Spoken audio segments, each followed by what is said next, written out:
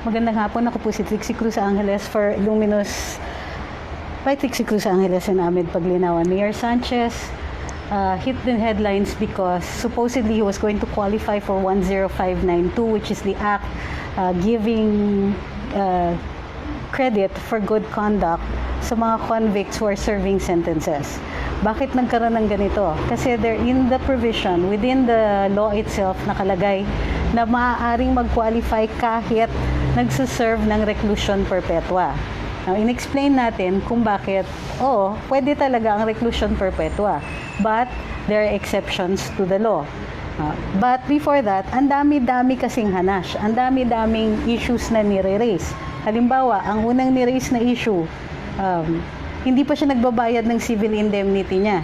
Hindi pa daw niya binabayaran ng danyos yung pamilya ng biktima. Kasama ba yan sa issue dito? Hindi, of course not. At sino may problema? Sino ang reason kung bakit hindi nabayaran? Well, we'll also explain that. So let's go back. Bakit inakala ng mga tao na magkakaroon ng na magka-qualify si Mayor Sanchez for 10592 or good conduct credits? Several reasons. One is because under 10592, those serving reclusion perpetua are qualified. They can get credit for good conduct while serving their sentences in the correctional facilities or in the detention facilities. Okay, let's go back. What is the difference between detention and serving a penalty? Detention, habang nililitis yung kaso, may mga nakukulong. Halimbawa, yung mga nakukulong ng walang bail. So, habang nakakulong sila, kinekredit yung time na nakadetain sila as part of the service of their penalty. Okay? Matagal na po yung batas na yan. It is in the revised penal code. Okay? Article 70 of the revised penal code. So, matagal na yan. This is what we call credit for time served. Okay? Merong iba na kahit bailable, tuloy na hindi sila makabail, either wala silang pera or they prefer to serve it out during detention. By the time mahatulan sila, minsan natatapos na yung service of sentence credited to time served. Minsan gano'n na nangyayari pag mabababa yung penalties. Halimbawa, ang penalty is 1 month or 1 month and 1 day to 6 months. Okay, hindi ko pa nakikita yung mga ninyo yung mga comments ninyo because I'm nearsighted and may problema po yung iPad ko. I cannot see comments on the Facebook Live. I don't know why. Okay. Next.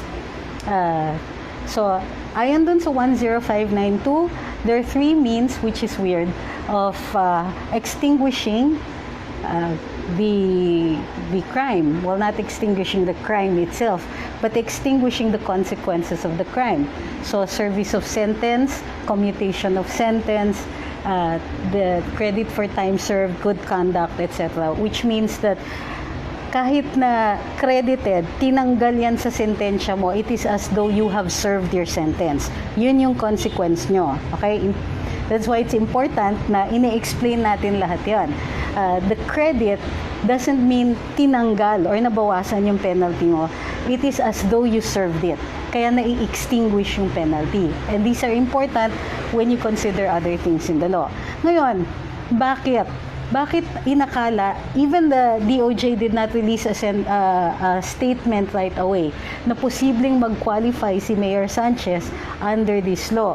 Well, aside from the fact na nag-a-apply ang reclusion perpetua dito sa and you can get time served and credit for good behavior even if you're serving a life sentence, reclusion perpetua, which is 40 years in our law. We'll explain that also later.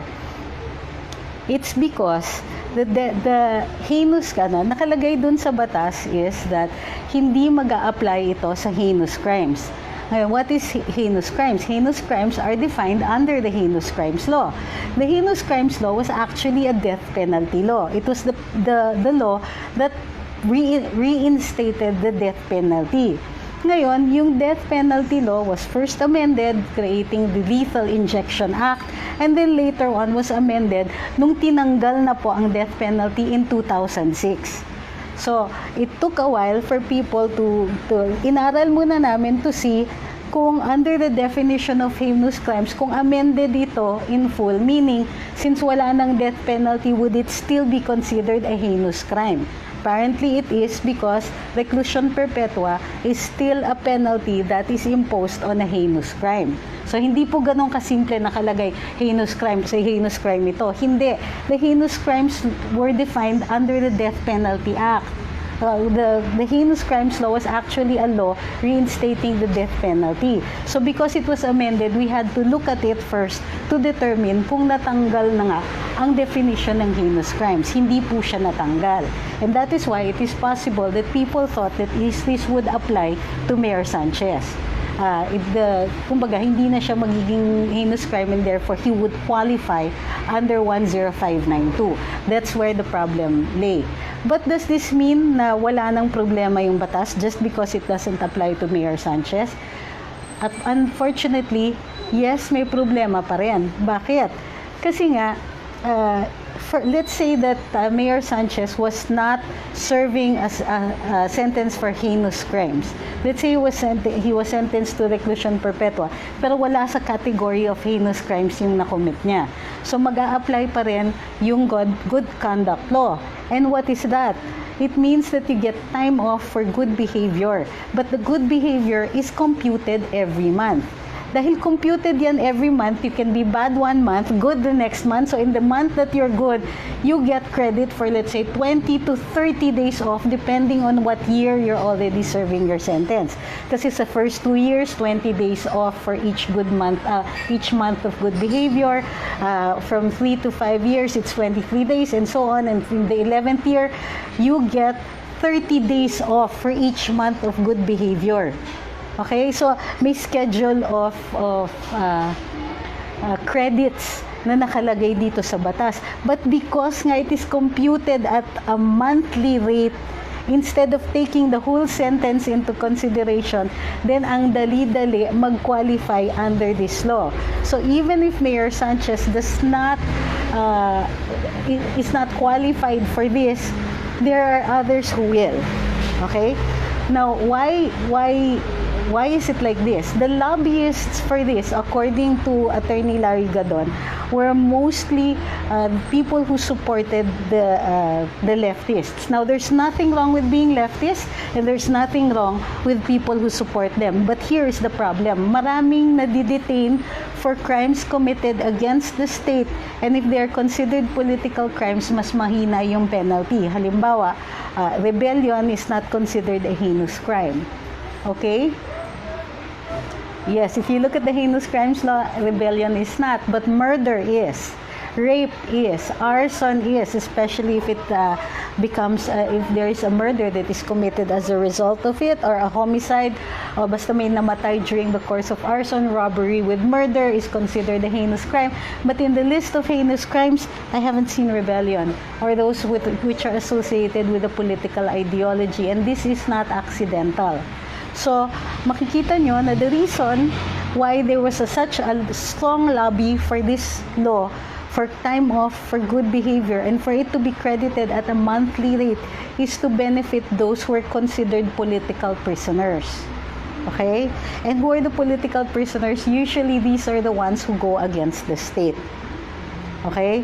Kaya sinasabi ko dun sa iba kanina, ang sungit-sungit ko sa wall ko, kasi sinasabi ko na, sige, himayin natin kung magka-qualify si Mayor Sanchez. But I wanted to explain the totality of this law and the reason why we're discussing this law at all. Pinapangunahan nyo ako, sinasabi ninyo, hindi siya magka-qualify. Fine, don't listen to the rest of this, but you have to understand why this law is there in the first place. It was designed to temper the penalties of those who go against the government. Okay? Or primarily, unfortunately, since hindi nakalagay doon sa batas na for the purpose of political crimes committed, then this will apply also to everyone except for the habitual offenders, the ones convicted under heinous crimes, etc. Pero hindi kasi papasok doon yung mga political crimes, except if they are charged instead of, let's say, rebellion. Kasi ang mga acts of rebellion will include things like murder, di ba? Coercion, etc. So, instead of being charged with rebellion, you're charged with murder, then hindi mag-a-apply if the murder is qualified under the heinous crimes law. Okay? So, yun po yun. That is the entire purpose of the law. In fact, Attorney Larry Gadon and I were discussing after Karambola kung ano nangyari dito. Because so many of the practitioners, litigators, hindi namin, kumbaga nakaligtaan dito sa amin. And it was in fact not trumpeted. It was published. Although it's a law, ha? And it is constitutional so far. Wala pa naman nag-challenge nito. Ang sabi namin, why was this kept such a big secret? I mean, of course, you can't keep it a secret. It's published. Na ano kami? Na sabi ko, did you hear about this? It's not even discussed. The judges haven't been discussing this.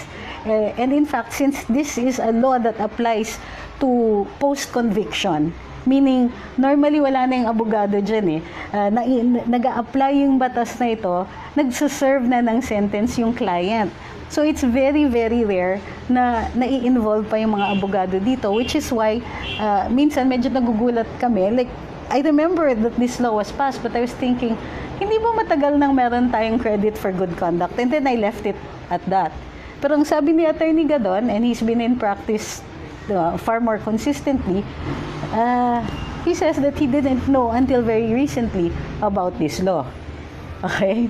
So, nagiging mahalaga ngayon in the consideration, in the public discussion of these things, kung sino yung mga naglabi dito, kung sino yung mga nagpasa ng batas na ito, kung sino ang mga involved dito, and why they were doing this. Now, is it wrong to target political prisoners for this? Not necessarily.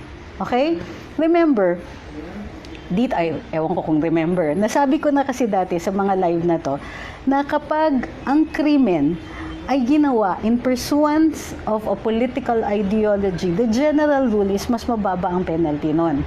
Even if the common crimes are committed in pursuit of that ideology. Halimbawa, most common example is murder.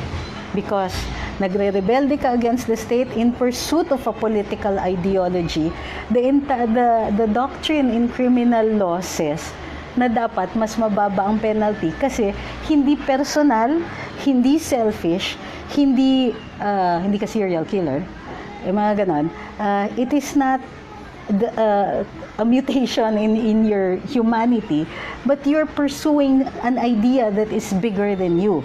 And binibigyan po ng credit ng batas yan, doktrina yan sa criminal law, na kapag in pursuit of a political ideology, mas mababa talaga ang konsiderasyon ng penalty. Ngayon, tumalino ang AFP, tumalino ang PNP. What they started doing is instead of charging the rebels with rebellion, they started charging them with murder and other common crimes. Halimbawa, ang charge, grave coercion, di ba? Instead of the pursuit of rebellion, grave coercion na lang para, di ba? Yung mga, kung hindi kayo magbayad ng revolutionary tax, susunugin namin itong mga gamit ninyo, etc. So grave coercion, actually, that's what you call extortion. Then, mas madali i-prove yun. Kasi yung ipapatunayan mo pa, yung pag-aaklas, raising of arms against the government, when the act of rebellion is simply the act of extortion. Mas madali. Diba? Mas madali ikaso. Okay? So it's not that simple. And sometimes we have to explain this kasi minsan nagsasobra nating galit, iniisip natin, this is a stupid law. Well, if you're looking at it from the doctrine of criminal laws, then it fits, okay? Even if it doesn't say anywhere there na yung target are the political prisoners, okay? Kaya ang mga naglabi dito were people like Rene Sagisag and people who are known for the advocacy of human rights. It's because they needed to bring the issue back to ideology. Okay? Recap. Para mas madali. Ang target dito were the political prisoners. Okay? Ang target dito were those who had been put in jail in pursuit of an ideology. So, mas madali magtapyas ng penalty. You still serve the time, pero for good behavior, makakalabas ka ng maaga and you're considered to have served your sentence. This is because ang ginagawa ng PNP and AFP, they were being charged with common crimes. So, even if the crimes charged were common, pero alam niyo that it was in pursuit of a political ideology, there was still a way na pababaan yung penalty, pababaan yung service of sentence ng mga taong nahatulan in pursuit of the political ideology. Okay? Yun. Unfortunately, ang batas is very broad. So it will include even those who are not political prisoners, it will include those who were committing simply common crimes. Diba?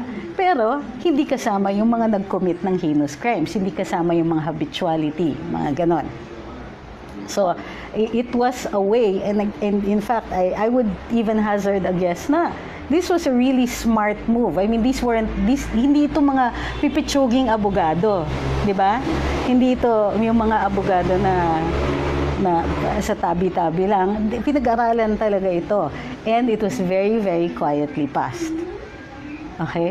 Bakit? Leftist naman ng ideology kasi in the past 30 years eh.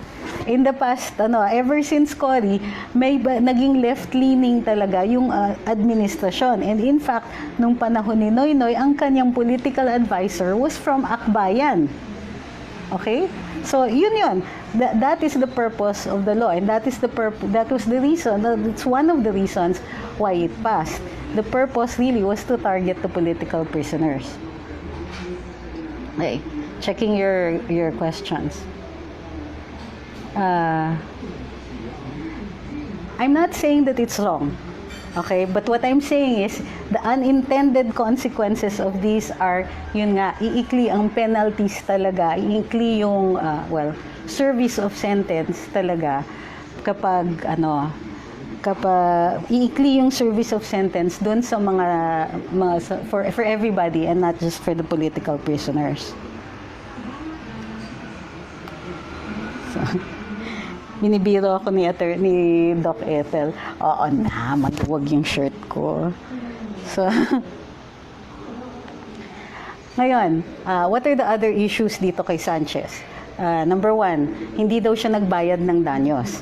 Okay, in the case of Mayor Sanchez, ganito po kasi yon. Saan po hinahatulan ng danyos? Dalawang paraan para mahatulan ng danyos. Pwedeng mag-file ng separate na kaso, hiwalay dun sa criminal case, maaari po yon. Pero most of the time, kapag kinasuhan ka dun sa criminal case, then kasama na doon yung danyos, pati doon sa judgment. Ngayon, after na sintensyahan si Mayor Sanchez, si former Mayor Sanchez, nakalagay doon, naka-include doon sa decision ng judge yung danyos. Minimum niyan would have been 50,000 kasi may patay dalawang patay, 100,000 plus moral, exemplary, and all of these other damages. So, yan. Dapat binabayaran yan ng akusado, ng convict. What happens pag hindi siya nagbayad? Then the lawyer for the victims will ask the court to execute on the property of the convict. Anong ibig sabihin nun? Kukuha kayo ng order. I-attach nyo yung property nung convict para yun ang sasagot para sa danyos na hinatol ng hukuman. Kung hindi yun ginawa, then nag-prescribe na after so many years, hindi ninyo ginawa, then mapapaso yun para dun sa pamilya ng namatay. Okay. Checking more of your questions. Okay. Yung mga hindi nakita yung posts about the multiple life sentences. Ayon sa revised penal code kasi natin, ang maximum na ma-serve mo, no matter how many life sentences are imposed on you, maximum na ma-serve mo is 40 years. Isa na naman ito sa unintended consequences ng pagtanggal ng death penalty. Kasi kung death penalty yan, hindi nga mag-a-apply yung yung hindi mag-a-apply itong good conduct. Kasi ang penalty mo, kamatayan eh. Di ba? So, maaari rin naman, most of the time naman kasi yung mga nakahatulan noon ng kamatayan, nagkakaroon ng mitigating circumstance, so life, reclusion perpetua. But reclusion perpetua in this country is not a life sentence. Pero biblical kaya 40 years yan. There's a reason for that because 40 years is considered a generation in the Bible. And our penal code is based on the Spanish penal code, which of course is very Catholic. So the 40 years is not random, it's considered an entire generation, meaning that you have spent the entire, the lifespan of a generation incarcerated. Okay? Again, naaalala niyo ba na ni-repeal yung death penalty law? It was also done very quietly and it was done in the administration of Gloria Arroyo dahil dun sa lobby ng CBCP. Okay?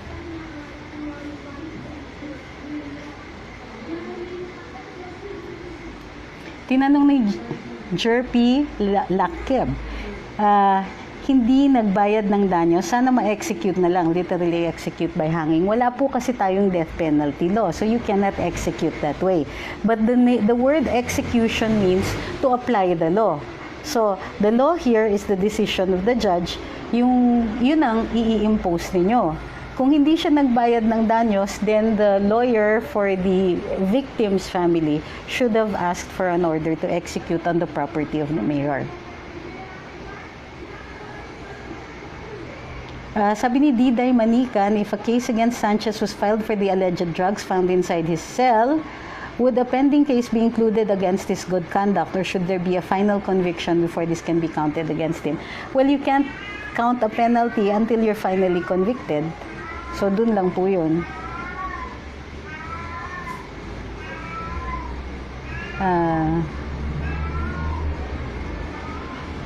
Sabi ni Dave Salise, yung mga nakakubol, mga namumuhay, marangya sa preso, makukonsider din po ba yan na good conduct?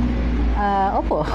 Actually, good conduct means that hindi ka napaparusahan for any violation of the rules inside the facility, inside the detention facility or the correctional facility. Yun lang po yan. Kalimutan ko mag-on ng ilaw.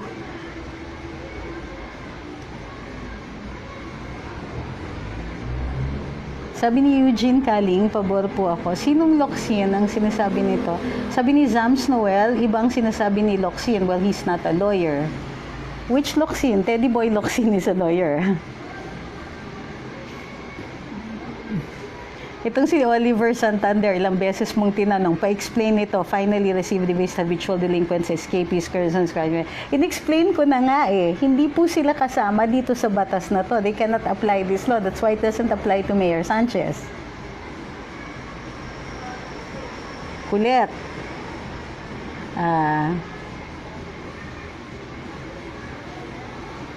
Sabi ni Helen Ermino Igne, halimbawa may nag-file ng letter against sa release ni Sanchez na congressman. Pwede na ba reason to para hindi mo na siya i-release from imprisonment? Ma'am, hindi naman po siya kasi i-release Nag-statement na po yata si SOJ kanina. And even if he was qualified, hindi pa po siya baka hindi pa siya mag-qualify right now. Inaano pa yan, re-repasuhin pa po yan. There are possibly about 11,000 convicts daw na whose cases will be reviewed kung mag-a-apply ito sa kanila. Sabi ni Glyce Pascual, ask lang po if may physical evidence bang nagturo directly sa kanila ng time na yon. If wala, hindi ba pwedeng isubmit for DNA para once and for all malaman na talagang sila ang gumawa? Tulad ng sa Visconde noon, sinunog yung evidence. Okay, that's a good question. Alam ko there was physical evidence because na-recover naman yung body yung body ni Mary Arlene Sermenta was autopsied.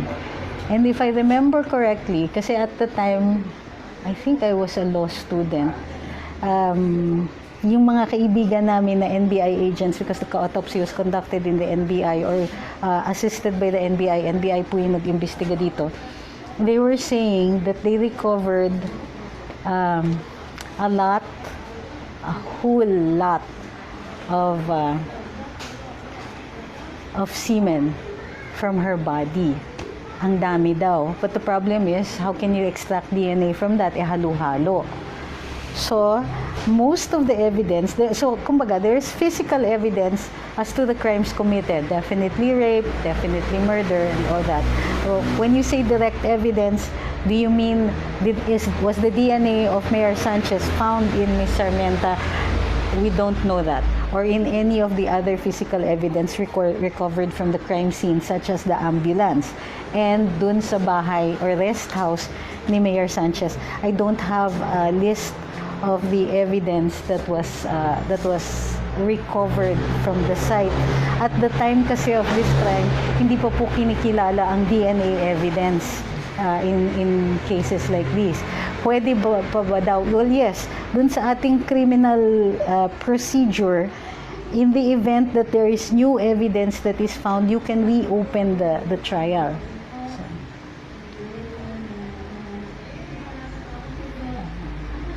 Sabi ni Dennis BD, 7 counts of life times 40 years. So, kung 25 years na siya. Sir, hindi nga. Maximum is 40 years. You don't multiply. 7 life sentences. 40 years na yung isa. 40 years lang po talaga. Wala po tayong yung successive services of sentence kasi nakalagay sa revised penal code. If there are multiple penalties imposed, they are served simultaneously. Okay, so hindi tayo yung 7 life sentences consecutively served, hindi po ganun yung batas natin. Sabi ni Ron Chinky Ken Hannah Villaflor, baka pwede gumawa ng law for death penalty through life imprisonment. Hindi po pwede. Those are 2 different penalties. Wala nang pardon or recomputation, no possibility of parole. Hindi po pwede na walang possibility. So we can exempt certain crimes from possibility of parole, pero usually parole and time of commutation, time off for good behavior, ito kasi yung pagkakakilala ng reformatory aspect ng penology natin. Okay, sa karambola in-explain natin to. Sa criminal law kasi, 3 ang purpose ng pag-i-imprison ng isang tao, pag-detain, ang detention is to hold him for trial. Yung penalty of imprisonment has 3 purposes. Number 1 is to protect society. Tatanggalin mo yung criminal dun sa lipunan para hindi siya makakakos pa ng harm, hindi na siya makakasakit. Number 2 is reformatory. Ibig sabihin, baka matuto siya, baka magsisi siya, at hindi na niya mauulit. Which is why finite parati yung life sentence natin. It's not really a life sentence. Kasi ang life sentence, di ba, as long as you're alive, you're in jail. And that means hindi sure how many years you're going to be in jail. Sa atin, finite siya, 40 years. If you survive the 40 years, then at the very least, you're no longer capacitated to commit more crimes, or by this time, natuto ka na. Or by this time, you have fully served, you have been removed from society long enough so that your capacity to cause it harm is no longer, kumbaga, is negated. Okay. The third purpose, reformatory, is a penalty. Ini-impose itong penalty na to para, yun nga, kasi hindi naman pwedeng meron kang ginawang masama tapos wala namang masamang gagawin sa'yo. So, you are incarcerated because that is a penalty. Now, the reason for things like time off for good behavior, parole, commutation of sentence is yung pagkakakilala ng reformation aspect na yung akusado, yung convict dito ay nagbago. So, ay nagtanda, merong, kumbaga, nagulpi na siya enough para alam natin na nagbago na siya at hindi na siya makakakos ng harm sa society, and therefore, he earns the right to go back to it. Okay?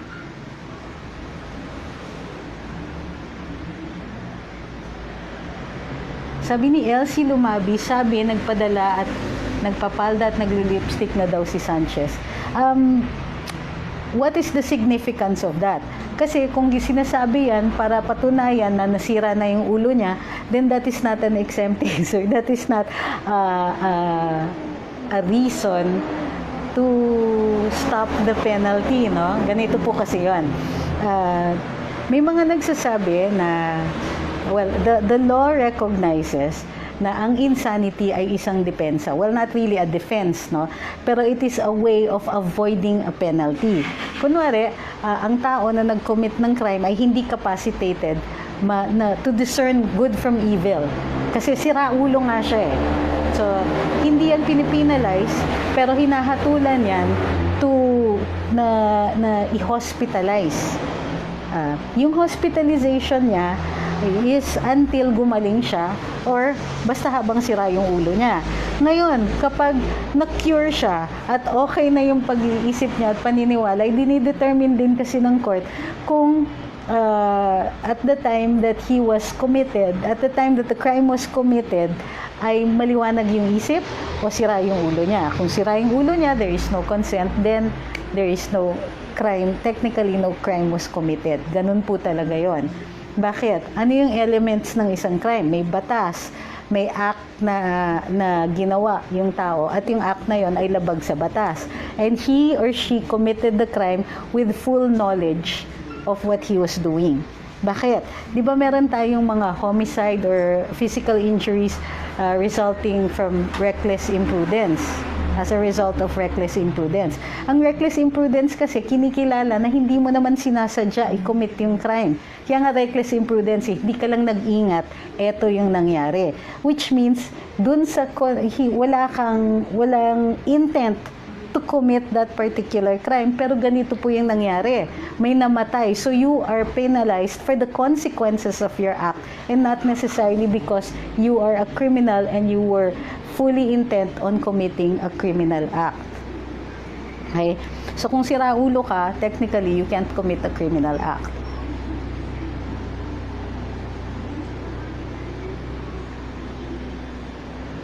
Sabi ni Geraldine Cuevas, bakit ba lumabas yung balita na maaaring palabasin si Sanchez? In the first place, hindi pala siya qualify, si Rappler. Well, ang para sa akin, maganda na rin na lumabas ito kasi napapag-usapan at saka nahihimay-himay natin ngayon yung bagong batas na ito. At nakikita natin na merong mga ginagawa talaga yung mga legislators natin na merong mga unintended consequences or maybe they knew what was going to happen and therefore but they still went ahead and created those laws. Which brings us to another point. Marami sa mga batas natin, hindi naman talaga natin gusto. Okay? Marami sa mga batas natin, hindi naman natin kailangan. Marami sa mga batas natin ay nagpoprotekta ng particular na klase ng tao or particular na industry or particular na mga interest. Hindi natin masyadong napupulisto kasi syempre ang kinakausap mga legislators natin, nakikita na lang natin later on, ito yung epekto ng ating batas. Hala, meron na namang tumalino dito. So, ibig sabihin, yung mga legislators natin, kailangan bantayan because they're not always acting in our interest. Di ba minsan magugulat ka na lang, bakit may batas na ganito? Kailangan ba natin yung batas na ganito? Halimbawa, may nagsusulong ng batas na Department of Culture. Hindi po ako sang-ayon dyan kasi hindi dapat pinopoliticize yung kasaysayan, yung heritage, yung mga ganito because tapos most of the time, yung mga ina-appoint ng Pangulo ay hindi naman naging eksperto. So, mawawala yung expertise dun sa management, sa government management and administration of culture and arts. Pero, may nagsusulong. Bakit? Ibig sabihin, merong mga tao na nagsusulong sila ng batas for the protection of particular interests. Nangunguna na po dyan yung mga corporate interests. Diba? So, nagkakaroon tayo ng batas na nagugulat ka na lang na anong ikabubuti natin dito. Diba? But it's there. It becomes a law and everybody is subject to it. And this is how powerful our legislators are, especially when we're not looking. So, mag-iingat tayo kapag bumoboto tayo ng mga legislators.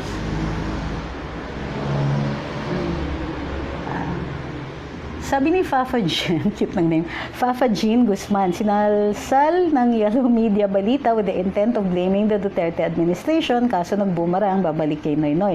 O nga pala, so yung isang issue dyan ay, may kinalaman ba si Spox Panelo dito? Now, I'm not a big fan of Spox Panelo, pero naman, more than 20 years na niyang hindi nakakausap yung kliyente niya, nakulong na nga eh. Paano naging problema ni Spox Panelo ito? And that's what I keep saying.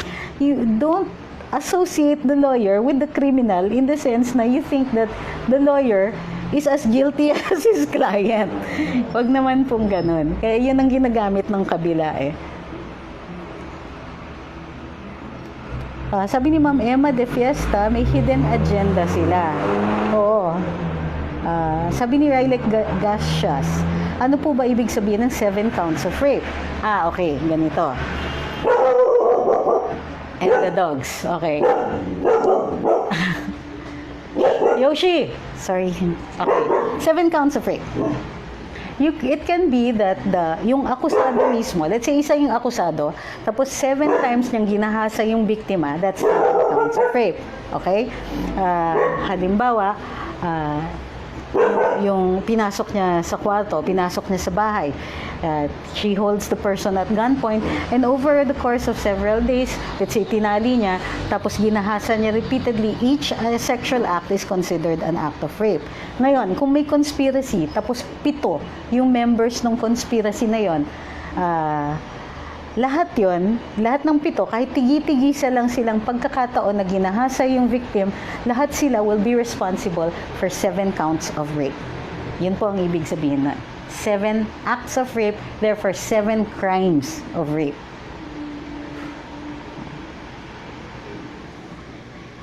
Sabi ni Marjorie Andrews, naku, blame nyo yung Noynoy, siya ang nagpasa ng batas na yan. Well, actually, hindi siya yung nagpasa. Yung Kongreso, at the time, 2013, nung pumasa, pero si Presidente Noynoy ang pumirma ng batas na yon. Sabi ni Paul, John, Eliria, pati yung mga alaga galit. Oo nga eh. Pero actually, it's not that, kumbaga, hindi pa natin alam. Well, most likely, hindi po mag-a-apply kay Mayor Sanchez ito. Yun nga lang, it will apply to other convicts. And let's see who those convicts are going to be. Diba? Sabi ni Helen Armino Ignes, sa explanation nyo kanina sa karambol, ang jail warden magdedetermine ng gumawa ng good behavior ng prisoner. Tama po ba pagkakaintindi ko? Ang tanong ko, hindi kaya nabayaran ni Sanchez yung jail warden. First of all, in-establish na po natin na most likely hindi magka-qualify si Mayor Sanchez dito sa batas na ito. Pangalawa, jail warden, chief ng BJMP at saka yung Director General ng Bureau of Corrections ang nagde-determine po ng good behavior dito. So, is it possible na nabayaran? Masama po mag-akusa nang wala tayong ebidensya. So, it's not fair to say na, ito, si Warden, kumita ito dito. Kung magsasalita tayo ng ganyan, kailangan meron tayong ebidensya to that. Sabi ni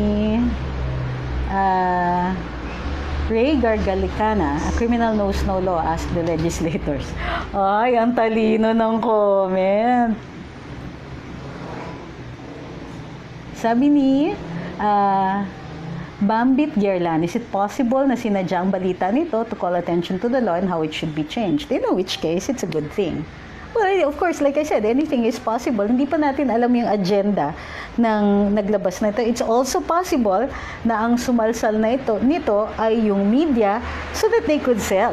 Diba? Because, let's face it, nung lumabas yung pangalan ni Mayor Sanchez, gulantang na naman at pinag-usapan na naman yung krimen na kung saan he has been convicted.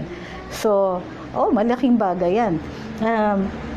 Pansinin niyo sa media, rape cases always generate a lot of public interest.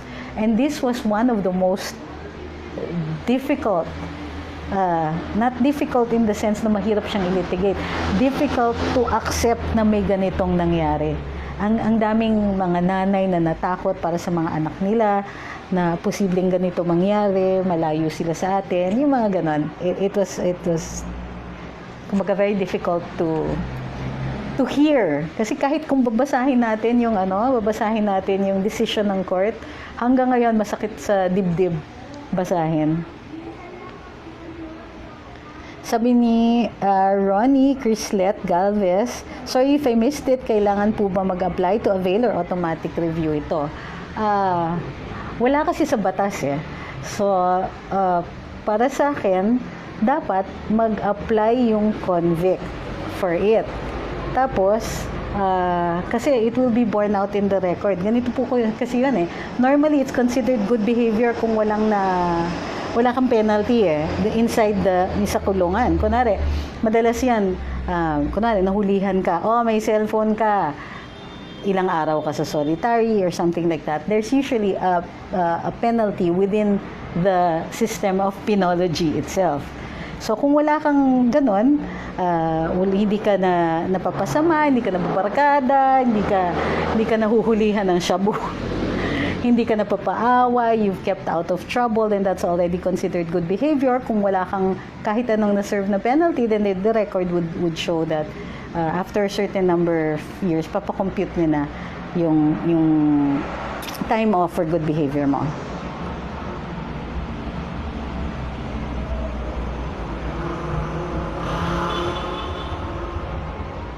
Sabi ni Ian Marvin Abella, not sure if na-mention na, ask ko lang kung may minimum time served sa sentence as qualifier para makasali sa batas na yan.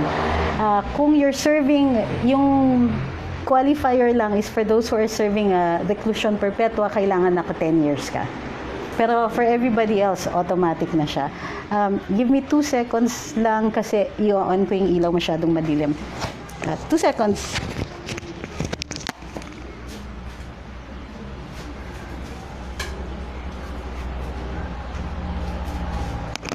Sorry. That was really sad. Anyway, okay, let's check your other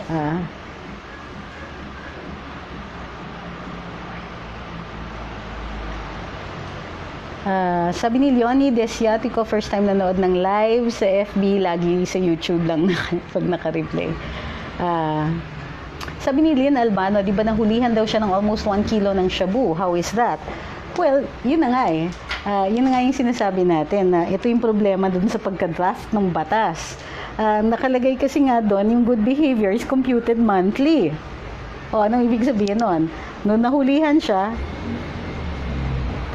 hindi siya good behavior for that month. Pero for the next month, posibleng good behavior na siya. So, nandun yun sa batas eh. So, hindi holistic, hindi yung buong term, hindi yung number of times siya nagkaroon ng black mark or strike against him dun sa so it really should be amended, no? Dapat holistic, kasi holistic pagka nagde-determine dun sa paroles, tinitingnan good behavior, wala kang problema dun sa loob, sige, mag-commute tayo ng sentence mo certain number of days kasi nga bait-bait mo inside, entitled ka to parole kasi you've served so many years, mabait ka naman sa loob, hindi ka nag-change, ganyan. Hindi ka may entitled sa parole pagka ganyan, nahulihan ng shabu. Okay, another thing is, has he been charged with possession of dangerous drugs nung nahulihan siya? Wala pa akong nakikitang kaso. So, it's possible na nahulihan siya with drugs tapos hindi siya na-charge. He should be serving a sentence for that also. Tapos, yung dalawang, yung sentences, he has to simultaneously serve that sentence while he's serving this one.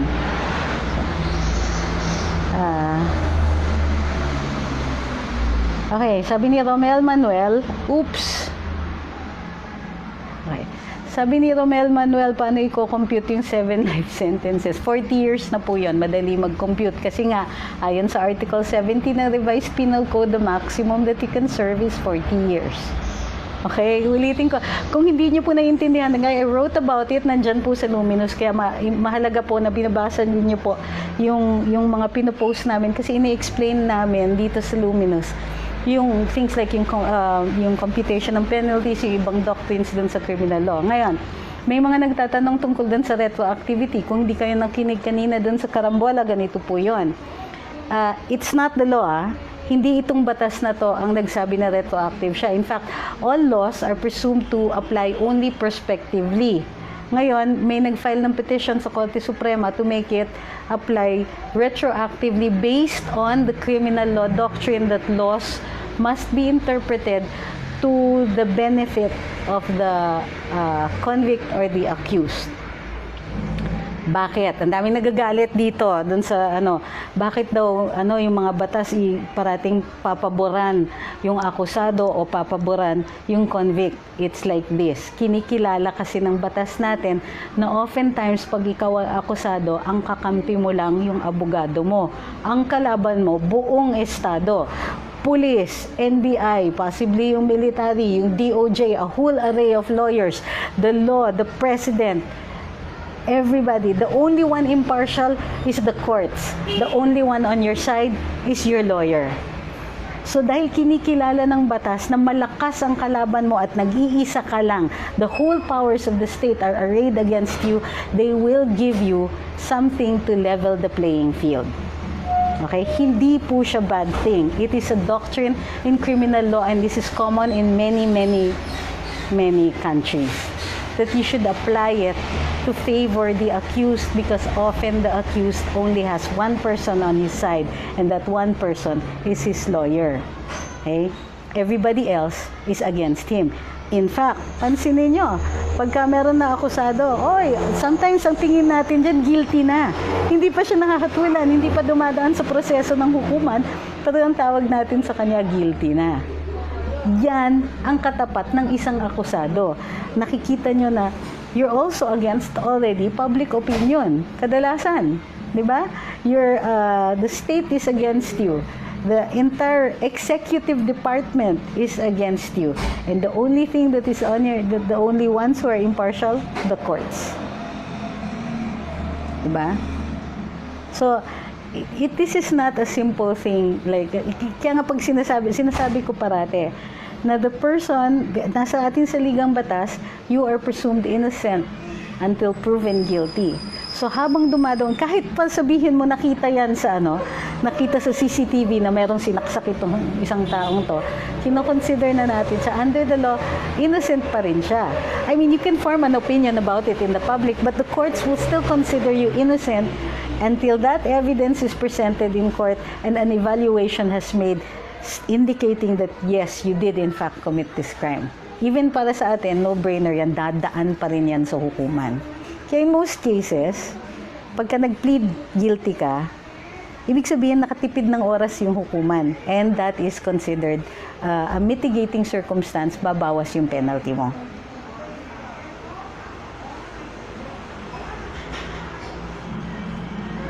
Sabi ni Alfredo Cortez, paano magiging good behavior kung nahulihan ng shabu? Ulitin po natin, hindi nga natin i-consider, it's malaking possibility na hindi nga mag-a-apply itong batas na to kay Mayor Sanchez. So there will be no good behavior for Mayor Sanchez because nga he is serving time for a heinous crime. Okay? So moot yung moot yung tanong.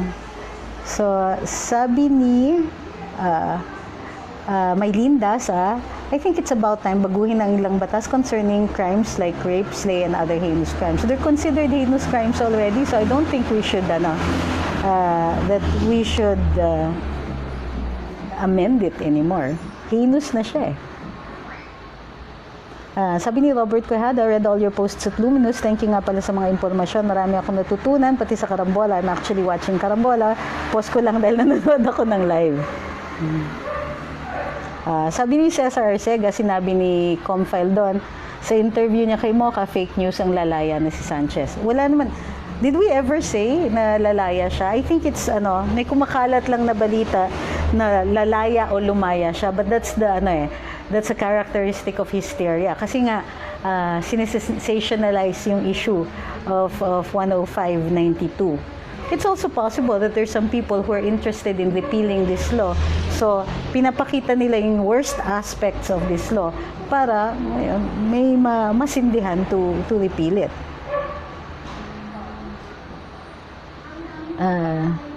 Sabi ni Nanette Obanyana, if you were president, would you sign the law right away? No, I would send it back. I would say that the evaluation of and credit of good conduct or good behavior should be computed not monthly but yearly or once every 2 or 3 years. Para po isang ano lang, gumawa ka ng kalokohan last year, malas mo, wala kang good behavior for that year. Kasi pag monthly nga, magpakabait ka na lang in the next few months, bawi ka na. Sabi ni Pons Martinez, bakit sinasabi ni Teddy Locsin na mali po yung batas at ang Supreme Court? Hindi ko kasi alam kung anong sinabi ni Attorney Teddy, ni Sec Teddy bakit niya sasabihin mali yung Supreme Court? I think basically because he disagrees. And I understand his frustration. Pero para sa akin kasi doctrinal nga ang sinasabi ng Korte Suprema, kailangan i-apply natin doon sa mga na-convict na rin.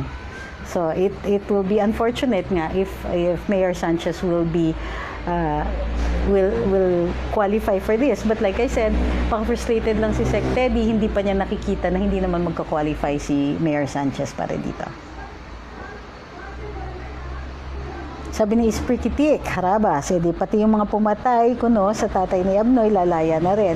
Kung heinous crime nga yung characterization na yon, di ba? So sabi ni Rem Binag, nag-grant na po ng Sandigan Bayan ang hiling ng ombudsman para sa kaso ni Pinoy. Good news. So, good news nga yun. Okay. What did I miss? Sabi ni Ricky Chua, sa aming pamilya ng victims, di naman daw sila binayaran ng monetary compensation for the crime done. Di ba pwede gamitin yan to prevent Sanchez to be released? Hindi po. Actually, kung hindi sila nakakolekta, medyo they might have what we call sat on their rights, hindi nila in-enforce. Meron naman pong hatol ng danyos para sa kanila. Kung hindi nila kung hindi sila binayaran, they could have resorted to the remedies before the court, like asking for an order of execution on the property. Sabi ni Popoy Azednal, what can you say about the standoff ba to? Kasi napaka-critical niya sa mga kriminal, tapos may death penalty pa siya. Pero may pa second chance pa siya. Wala kasi ako sa posisyon para magsabi na si Senator Bato mali, dahil opinion niya ito. So, he's free to have his own opinion. Bakit naman hindi? I suppose na worried kayo kasi parang hindi siya consistent.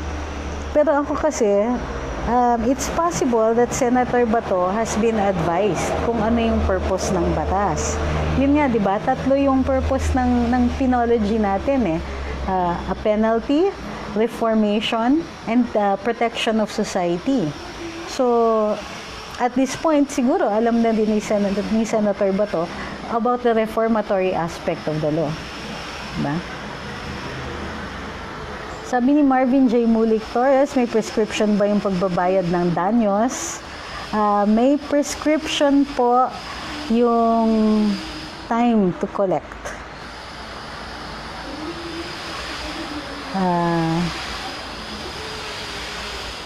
Juanito Lagmay is asking what are considered heinous crimes. Mahaba po yung listahan. Plunder is a heinous crime. Murder, rape with homicide, rape that results in the person becoming insane, etc. May mga, ano pa yan, arson that results in homicide, robbery that results in homicide, etc. Marami pa po yun. Nasa, ano yan, if you want to, ililista ko po sa Luminous yung mga considered na heinous crime. Sabi ni Andy Pungal, what is the purpose of making sentence reclusion perpetua, then later you'll be freed for good behavior? Because nga, may reformatory aspect yung batas natin. Penology considers 3 goals. 1 is a penalty, 2 is the protection of society, you're taken out of society, and 3 is reformation. It's the recognition that people can change because of the imposition of the penalty. So that's the purpose. Because people can change, people can learn.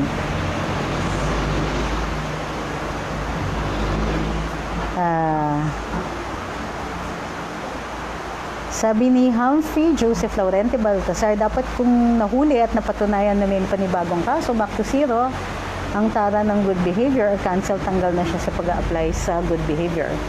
I think I agree.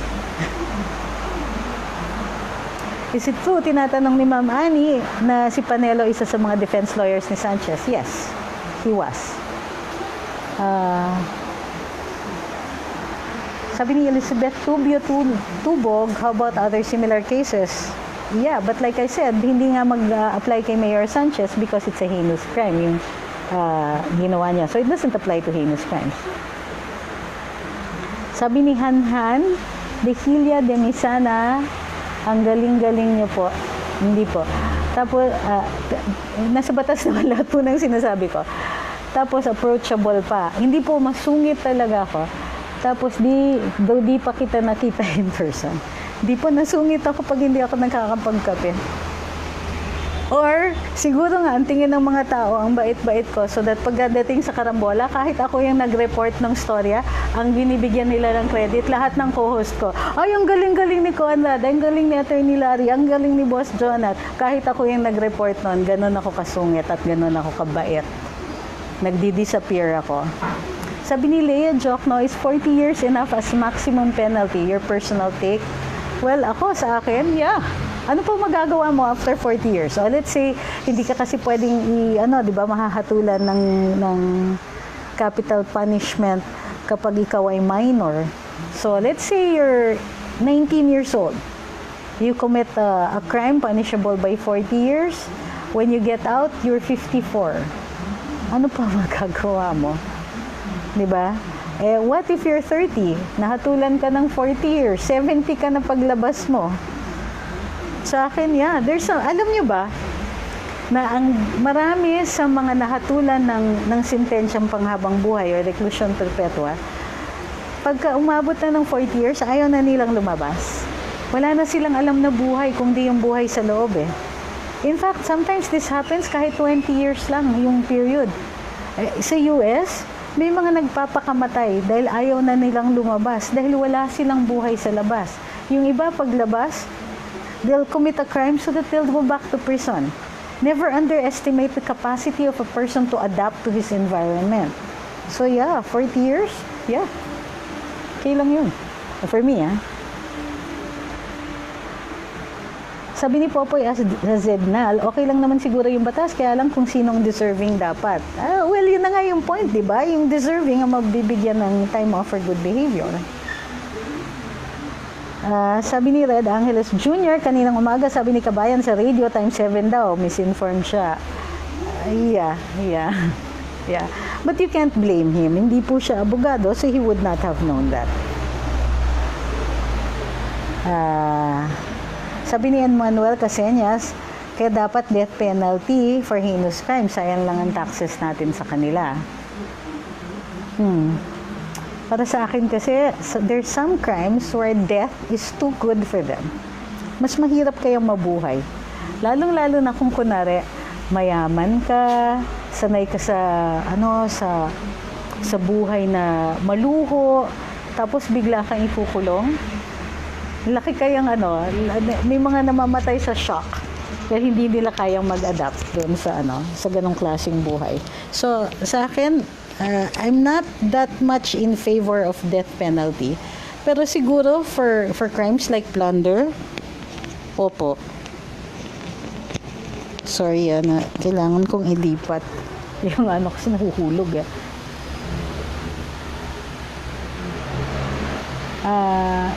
Sabi ni Mia Samonte, ano po ba yung na-amend doon sa batas? Bakit parang napaka-big deal ng pagpirma ni Pinoy? Anong sense ba ng pagpirma niya? Ba't ganon? Because the president can withhold his signature para hindi, or he can allow a law, a bill to lapse into law. Hindi siya nag-participate. Normally kasi, pag nag-participate yung presidente, you can conclude na supportive siya dito sa batas na ito. Kung hindi siya nagsusupport pero wala naman siyang tutol, it can lapse into law. Dahil hindi naman siya tumutol. Ngayon, may mga presidente na ayaw nila talaga itong batas na ito, objectionable talaga, isusoli niya to the legislature dahil meron siyang veto. Pwedeng yung veto niya isang provision lang or yung veto niya is the whole law. So, by doing that, you can say na hindi ka sang-ayon dun sa batas na yon at pinigilan mo yung batas because you think that there are unintended consequences na masama para sa lipunan or masama ito in general sa lipunan.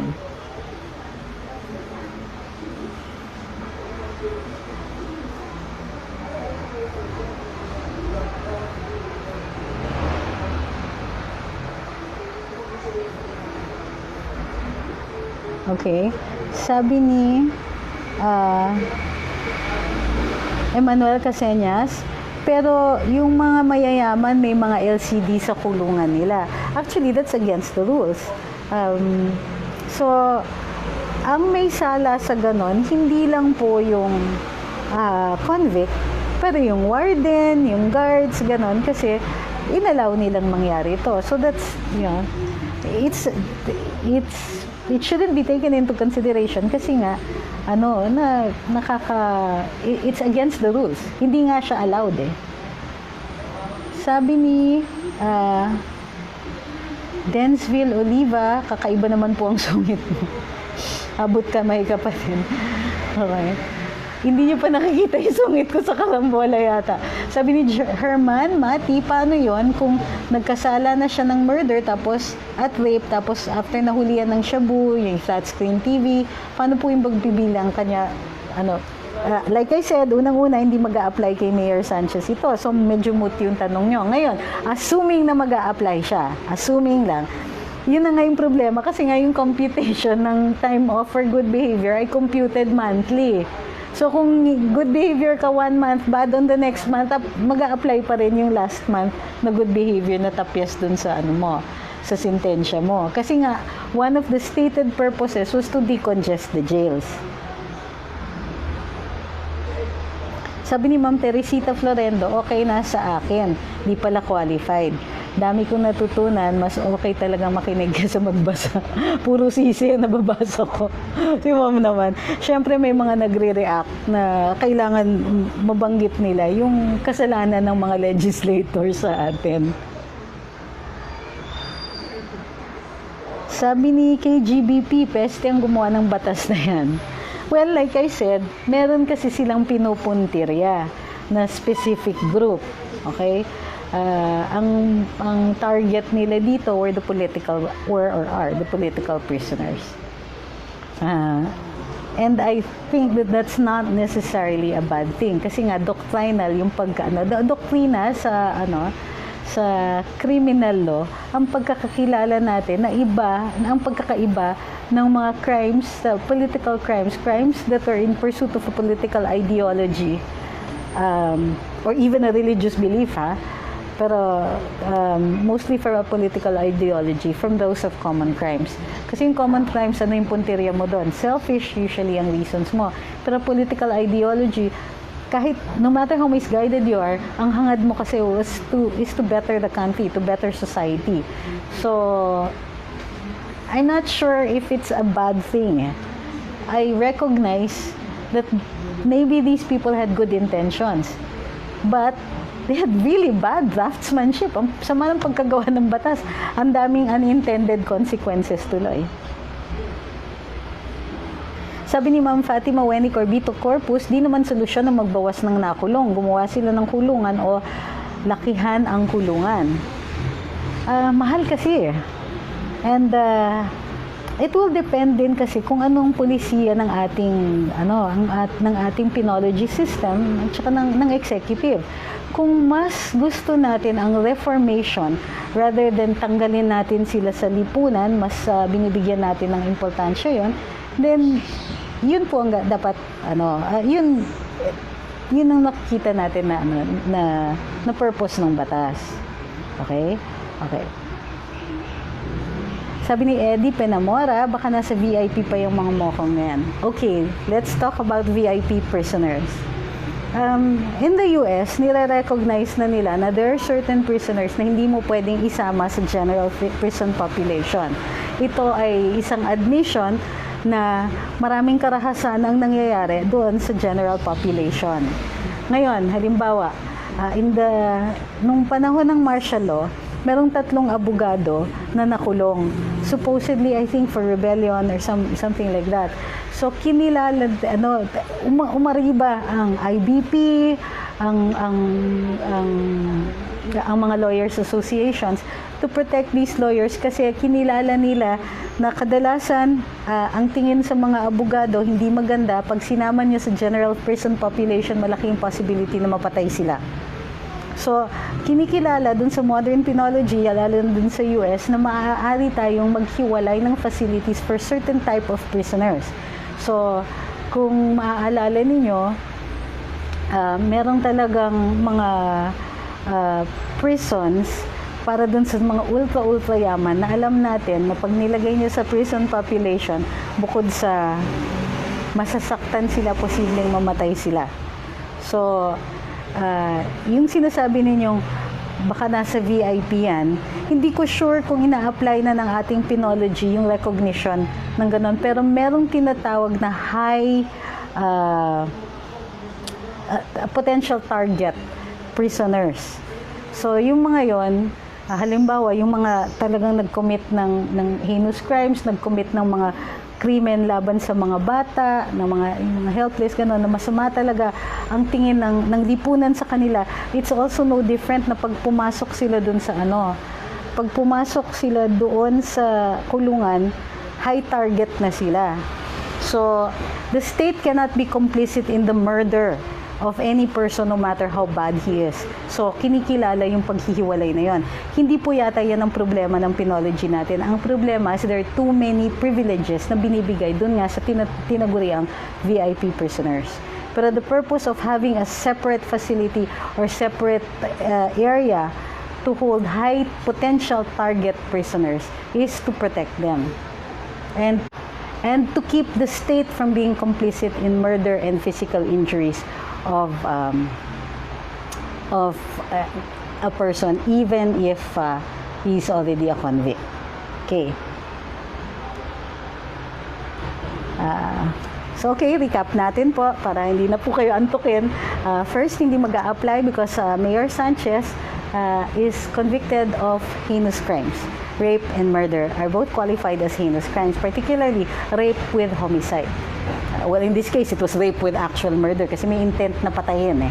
So, no matter how you look at it, this is a heinous crime. So, hindi mag-a-apply kay Mayor Sanchez. The other thing that we have to remember is that the law itself might not be bad, but it was really badly drafted. Posible kasi na ang pinupuntirya dito ay yung mga political prisoners para there is a way na paiklian yung kanilang service of sentence habang kinikilala natin yung kanilang good behavior sa loob. Fourth, talaga naman pong may mga batas in other countries na kinikilala natin yung good behavior doon sa loob para maiklian or makonsider na complete nila yung service of sentence nila at an earlier time. Okay. Ano pa? Retroactivity. Ang doctrine po ng retroactivity ay yung pagkakilala dun sa isang akusado na the entire strength of the nation is arrayed against him, and in most cases, wala siyang kakampi except his lawyer, and the courts have to be objective. So, because ang lakas ng kalaban ng isang akusado, binibigyan natin sila ng palugit. At yung mga palugit na yan are doctrines such as yung retroactivity to benefit the accused of any law. The retroactivity of laws to benefit the accused. Okay? So maraming salamat ulit sa pagtangkilik dito sa mga live sa Luminous. Kung hindi pa po kayo nagla-like and follow dun sa page, like and follow naman kayo kasi madalas bago ako mag-live, pinopost ko na yung mga doctrines, pinopost ko na yung ibang explanations para pagdating dun sa live, i-expand na lang natin at saka nagdadagdag tayo. Halimbawa, yung 40 years na yan, yung 40 years na kinoconsider na reclusion perpetua has biblical origins kasi nga ang ating revised penal code ay hango sa Kodigo Penal ng Spain.